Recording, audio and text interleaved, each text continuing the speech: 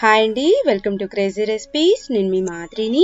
ఇవాల్టి మన tasty recipe ఏంటంటే, రోజు తినే అన్నం బోర్ కొట్టిందే అనుకోండి, ఈసారి మెంతి కూరతోటి ఇలాగా మసాలా రైస్ తయారు చేసి పెట్టండి.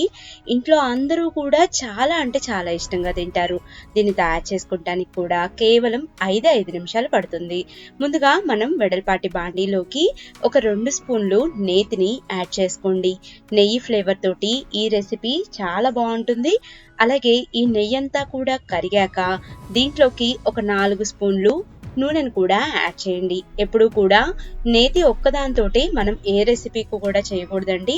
ఇలాగ 2 కలిపి చేసుకుంటే చాలా టేస్టీగా ఉంటుంది.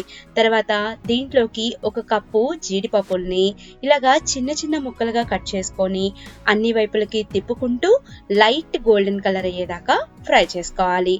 ఇలాగ ఫ్రై అయిన తర్వాత దీంట్లో ఉన్న ఎక్స్ట్రా నూనె మొత్తాన్ని కూడా తీసేసి పప్పుల వరకు ఒక పక్కకి పెట్టుకోండి. ఇప్పుడు ఇదే నూనెలోకి మీరు ఒక 2 యాలకుల్ని అలాగే ఒక 4 లవంగాలని యాడ్ చేసుకోండి.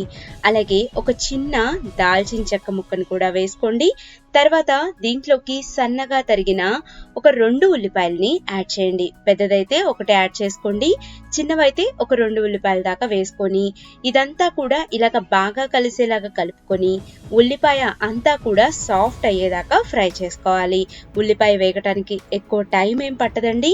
ఇలాగా ఉల్లిపాయ వేగిన తర్వాత దీంట్లోకి 1 స్పూను అల్లం వెల్లుల్లి పేస్ట్ని అలాగే 3 చీలికల్లాగా తరిగిన పచ్చిమిరపకాయల్ని కూడా యాడ్ చేయండి. ఇలాగా ఇంకొకసారి మొత్తం అంతా కూడా బాగా కలిసేలాగా కలుపుకొని ఇంకొక 2 నిమిషాల పాటు వేగేలాగా చూసుకోవాలి. ఇప్పుడు దీంట్లోకి సన్నగా తరిగిన బాగా పండిన 2 టమోటాలని ఇలాగా చిన్న చిన్న ముక్కలుగా తరుక్కొని దీంట్లోకి యాడ్ చేసుకోండి. టమోటాలు పండినవైతే జ్యూస్ ఎక్కువ వస్తుంది. అలాగే పుల్ల పుల్లగా ఈ రెసిపీ అనేది చాలా టేస్టీగా ఉంటుంది. ఇలాగా మొత్తం అంతా కూడా బాగా కలిసేలాగా కలుపుకొని ఒక 2 నిమిషాల పాటు దీన్ని వదిలేసేయండి. చూసారా, ఇప్పుడు ఇలాగా ఆయిల్ పైకి ఫ్లోట్ అవుతున్నప్పుడు దీంట్లోకి ఒక చిటికెడు పసుపును వేయండి. ఎక్కువ పసుపు వేసుకోవాల్సిన అవసరం కూడా లేదు. అలాగే ఇప్పుడు ఈ రెసిపీ మొత్తానికి సరిపడా 1 స్పూను ఉప్పును కూడా యాడ్ చేసుకోండి. అంటే ఈ టమోటా కర్రీకి అలాగే రైస్కి మొత్తానికి సరిపడా ఉప్పు మీరు ఇక్కడే యాడ్ చేస్తున్నారు. ఇప్పుడు ఇదంతా కూడా ఇంకొకసారి బాగా మిక్స్ అయ్యేలాగా మిక్స్ చేసుకోండి. చూసారా, మొత్తం అంతా కూడా మనకి బాగా కలిసిపోయింది.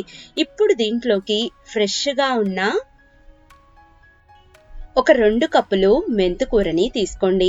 ఈ మెంతుకూర మా పెరట్లో కాచిందండి. మెంతుకూర ఎప్పుడైనా కూడా ఇలాగ చిన్న చిన్న ఆకులున్న చూసి తీసుకోండి. అప్పుడే మీకు చేదు అనేది ఉండదు. అలాగే టేస్ట్ కూడా చాలా బాగుంటుంది. ఇలాగా సన్న ఆకుని తీసుకొని సన్నగా కట్ చేసుకోండి. ఇలాగా మెంతికూర అంతా కూడా ఇంకొకసారి బాగా కలిసేలాగా కలుపుకోండి. మెంతికూర 2 నిమిషాల్లో మనకి మొత్తం కూడా మగ్గిపోతుందండి. ఇలాగా మొత్తం అంతా కూడా బాగా కలిసాక లాస్ట్ అండ్ ఫైనల్ ఇలాగా ఆయిల్ అలాగే దాంట్లో ఉన్న వాటర్ అంతా కూడా మీకు పైకి ఫ్లోట్ అవుతుంది. అంటే మనకి మసాలా కర్రీ అనేది పర్ఫెక్ట్ గా తయారైపోయిందని. ఇప్పుడు చివరిగా దీంట్లోకి మనం 1 స్పూను గరం మసాలా పౌడర్ ని యాడ్ చేసుకోవాలి. ఈ మసాలా పౌడర్ యాడ్ చేసుకున్నాక ఇంకొకసారి బాగా కలిసేలాగా కలుపుకోండి. ఒక్కసారి నేను చెప్పినట్లుగా మీ ఇంట్లో వాళ్ళకి ఇలాగ తయారు చేసి పెట్టండి. మిమ్మల్ని మళ్ళీ మళ్ళీ కావాలి అని అడిగి మరీ తయారు చేయించుకుంటారు. ఇప్పుడు దీంట్లోకి నేను ముందుగానే ఒక 2 కప్పుల అన్నాన్ని వండేసి పూర్తిగా చల్లారి పెట్టుకున్నాను. మీ ఇంట్లో మిగిలిపోయిన అన్నంతో కూడా ఈ రెసిపీ తయారు చేసుకోవచ్చండి. ఇలాగా అన్నం అంతా కూడా ఇంకొకసారి బాగా మిక్స్ అయ్యేలాగా మిక్స్ చేసుకొని 3 నుంచి 4 నిమిషాల పాటు ఈ అన్నం అంతా కూడా బాండీలో వేగేలాగా చూసుకోవాలి. ఇలాగా బాండీలో వేగటం వల్ల అన్నం అనేది అంటే ఆ రైస్ ఫ్లేవర్ అనేది ఇంకా డబుల్ టేస్ట్ అనేది ఇంక్రీజ్ అవుతుందండి. ఇలాగే ఇంకొక 2 నిమిషాల పాటు వేయించండి. అంతేనండి, చాలా సింపుల్ గా అన్ని కూడా ఇంట్లో ఉండే వాటితోటే మనం టేస్టీగా ఈ మసాలా రైస్ ని తయారు చేసుకోవచ్చు. తప్పకుండా ఈ రెసిపీని ట్రై చేసుకోండి. అలాగే చివరిగా ముందుగా మనం వేయించి పక్కన పెట్టుకున్న జీడిపప్పులు ఉన్నాయి కదండి, వాటిని వేసి ఇంకొకసారి బాగా కలిసేలాగా కలుపుకోండి.